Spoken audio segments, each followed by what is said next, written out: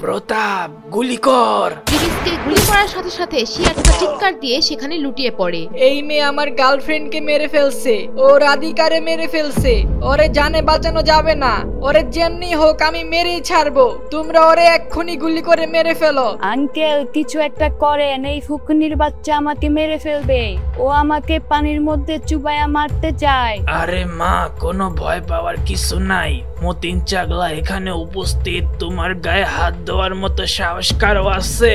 একটুখানি পিচ্ছি পোলা ফু দিলে উইরা যাইব। আঙ্কেল প্রিমিস আমার দিকে আসতেছে, কিছু একটা করেন আঙ্কেল, চালু কিছু করেন। প্রতাপ গুলি কর। প্রিমিসকে গুলি করার সাথে সাথে সে একটা চিৎকার দিয়ে সেখানে লুটিয়ে পড়ে। এই কাহিনী দেখে চারুর সাথে থাকা বন্ধুরা ভয় পেয়ে যায়। প্রিমিসকে গুলি করা দেখে চারু অনেক খুশি হয়ে যায়, আর এইদিকে প্রিমিস গুলি খেয়ে ব্যথায় কাতরে থাকে। কিরে ফকিন্নির বাচ্চা, এইবার তোর পাওয়ার কই গেল? তুই না আমাদের পানিতে চুবাই মারতে আসছিলি? বেচারা গার্লফ্রেন্ডও হারাইলো, এখন নিজের জানটাও হারাইবো। তোদের মতো ফকিরদের এই অবস্থায় হওয়া উচিত। প্রিমিস তার পায়ে গুলি খাওয়ার পরও সে ওইভাবেই কাতরাতে কাতরাতে চারুকে মারার জন্য সামনের দিকে যাচ্ছিল। প্রিমিসের রাধিকার মৃত্যুর প্রতিশোধের যেই রাগটা, সেটা তার এই সাহসের মধ্যেই বোঝা যাচ্ছিল।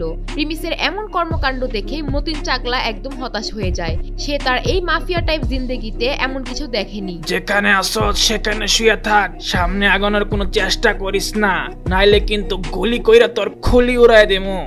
পায়ে গুলি করছি, এইবার তোর মুন্ডুতে গুলি করুম। মতিন চাগলার এই ধমকি শোনার পর প্রিমিস বসে থাকার ছেলে না। মতিন চাগলা প্রিমিসকে চিনে না, প্রিমিস কি জিনিস। চারু যখন দেখে প্রিমিস কোনোভাবেই থামছে না, তাই সে তার আঙ্কেল মতিন চাগলাকে কিছুক্ষণ আগে ঘটে যাওয়া রাধিকার সাথে সব ঘটনা খুলে বলে। তুই শুধু সামান্য একটা মেয়ের জন্য পাগলামি করতাস, যদি এই মেয়ে মইরা যাইয়া থাকে তাইলে কি এমন হয়ে যাইব? তোর কি মনে হয় এই মেয়ে মরার কারণে তুই আমার বাতিজিরে মাইরা প্রতিশোধ নিবি?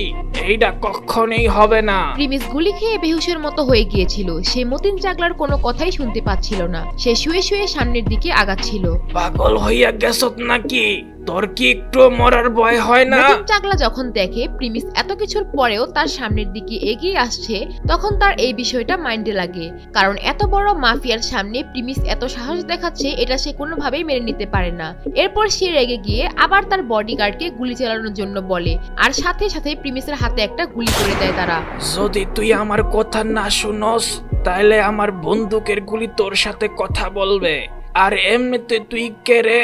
তোর তো এখনো দাড়ি ওঠে নাই ঠিক মতো, আর তুই ঢাকা শহরের বড় মাফিয়া লিডারের সামনে এত সাহস দেখাস? তোর তো খেলা শেষ এখানেই। এরপরেও মতিন চাগলা দেখে প্রিমিস ঠিক মতো উঠতে পারছে না, কিন্তু সে চারুর সামনে যাওয়ার জন্য প্রচন্ড রাগে তার দিকে যাওয়ার চেষ্টা করছে। এটা দেখে মতিন চাগলা হয়রান হয়ে যায়। আশেপাশে সবাই অবাক হয়ে যায়, প্রিমিসের দিকে তাকিয়ে থাকে।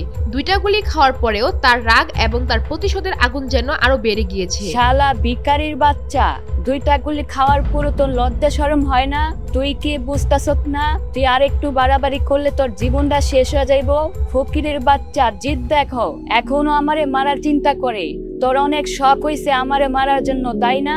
তাহলে আয় দেখি আর কত দূর আসতে পারো। চারু প্রিমিসকে হুমকি দিয়ে 2 কদম পিছনে আসে, আর সে বডিগার্ড থেকে বন্দুক তার হাতে নিয়ে নেয় প্রিমিসকে গুলি করার জন্য। প্রিমিস যখন চারুর হাতে বন্দুক দেখে সে অনেকটা নিরাশ হয়ে যায়। হ্যালো গাইস, আপনারা অনেকেই ফ্রি ফায়ার খেলেন এন্ড ডায়মন্ড আপ করতে চান, এর জন্য আমাকে অনেকেই মেসেজ করেন। তো গাইস, আপনারা ডায়মন্ড আপ করতে চাইলে প্লে স্টোরে গিয়ে লিখবেন কোডেক্স বাজার। কোডেক্স বাজার গাইস আপনারা সারাদিন 24 ঘন্টা সাপোর্ট দিয়ে থাকে, এন্ড এআই বোর্ড দ্বারা গাইস এটা টপ দিয়ে থাকে 10 সেকেন্ডের মধ্যে। এন্ড এটা কিন্তু 100% ট্রাস্টেড একটা অ্যাপস, এন্ড এটা কিন্তু 50,000 বেশি মানুষ ডাউনলোড করছে। তো গাইস অ্যাপসটা ইনস্টল হওয়ার পর কিন্তু আপনারা সাইন আপ করে নেবেন গুগল অ্যাকাউন্ট দিয়ে। সাইন আপ হয়ে গেলে গাইস এখানে একটা লিংক দেখতে পারবেন, এটার মাধ্যমে আপনারা কিভাবে টাকা অ্যাড করতে হয়, কিভাবে ডায়মন্ড টপ করবেন সেগুলো শিখতে পারবেন। তারপরে গাইস আপনারা এখানে দেখেন অনেক অনেক কম দামে এখানে ডায়মন্ড পাবেন, উইকলি মান্থলি সব কম দামে পাবেন। তো এই অ্যাপসটার লিংক আমি কমেন্ট বক্সে দিয়ে দিলাম, যাদের লাগবে তারা ডাউনলোড করে নিতে পারেন। রাধিকা, আমি তোমারে বলছিলাম তোমার খেয়াল রাখবো সব সময়, কিন্তু আমি তোমার খেয়াল ঠিক মতো রাখতেই পারলাম না, এমনকি তোমার মৃত্যুর প্রতিশোধটাও নিতে পারলাম না রাধিকা।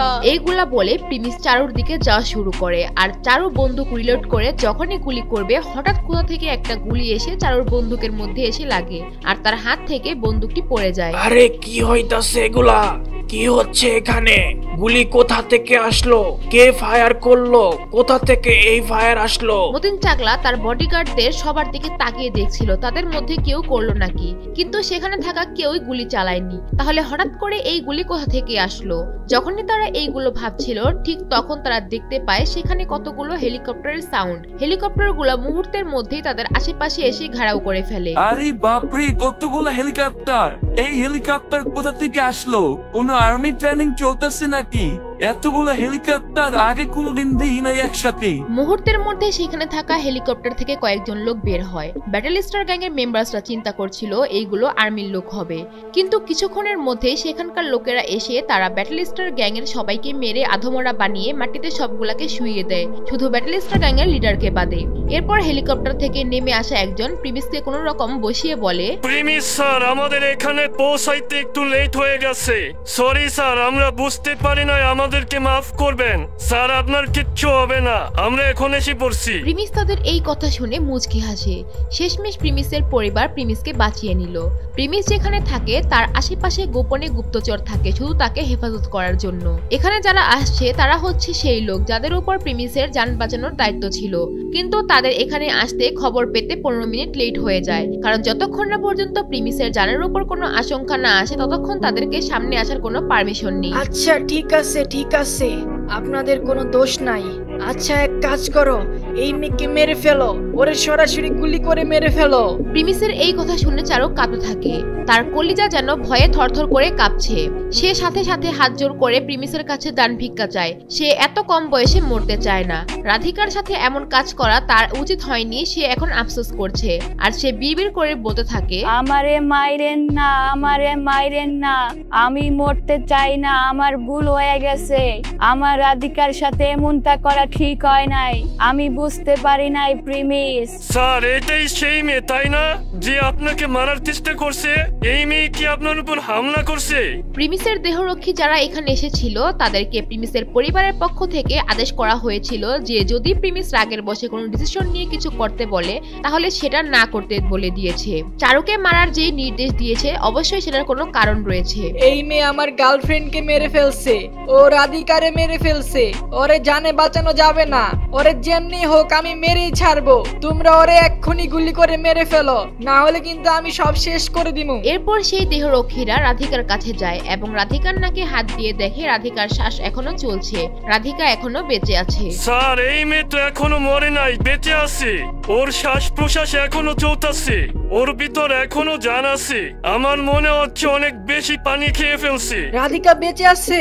তোমরা কি সত্যি বলতেছো? রাধিকা তোমার কিচ্ছু হবে না, আমি তোমার কিচ্ছু হতে দিব না। এরপর প্রিমিস রাধিকার কাছে যাওয়ার জন্য চেষ্টা করে, কিন্তু সে চাইলেও যেতে পারবে না কারণ তার এই অবস্থার জন্য। তারপর সেই দেহরক্ষীরা প্রিমিসের সামনে রাধিকাকে নিয়ে আসে। যখনই প্রিমিস দেখে রাধিকা বেঁচে আছে সে অনেক খুশি হয়, কিন্তু সে বুঝতে পারছে রাধিকার অবস্থাও ভালো না, সে বাঁচবে কি বাঁচবে না তার কোনো গ্যারান্টি নেই। চলো ওরে হসপিটাল নিয়ে চলো, জলদি করো, আমাদের হাতে বেশি সময় নাই।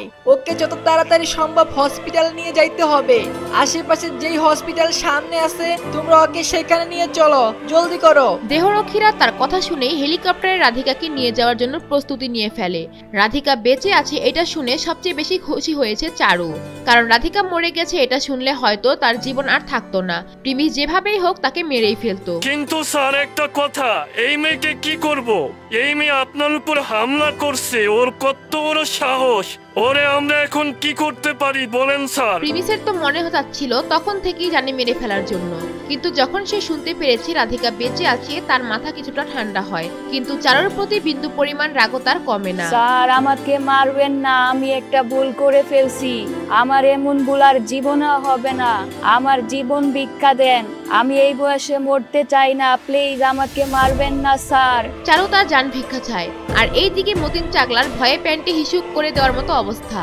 তার জীবন দশায় সে এমন পরিস্থিতিতে পড়েনি। প্রিমিস কিছুক্ষণ ভাবে চারুকে নিয়ে, তারপর সে তার দেহরক্ষীদেরকে বলে, এই মেয়েকে ওর পরিবার থেকে আলাদা করে দাও, ওর সাথে যত টাকা পয়সা আছে, ফোন আছে, সব রেখে দাও, আর তারপর ওকে ঢাকার বাইরে কোনো একটা জায়গায় নিয়ে ফেলে দিয়ে আসো। এইগুলো শুনে চারুর মাথা ঘুরতে থাকে। সে জানে যদি রাধিকা মরে যেত এতক্ষণে হয়তো তাকে মেরেই ফেলতো প্রিমিস। তাই এখন প্রিমিসের এই কথাগুলো তার বিন্দু পরিমাণও খারাপ লাগেনি। এইদিকে রাধিকার এখনো জ্ঞান ফিরেনি। রাধিকা কি হসপিটালে গিয়ে বাঁচতে পারবে? প্রিমিসের অবস্থাও আশঙ্কাজনক। কি হবে তাদের দুজনের সাথে তা দেখতে চাইলে দিবস গেমিং এর ইউটিউব চ্যানেলটি সাবস্ক্রাইব করে নোটিফিকেশন বাটন বাজিয়ে রাখেন।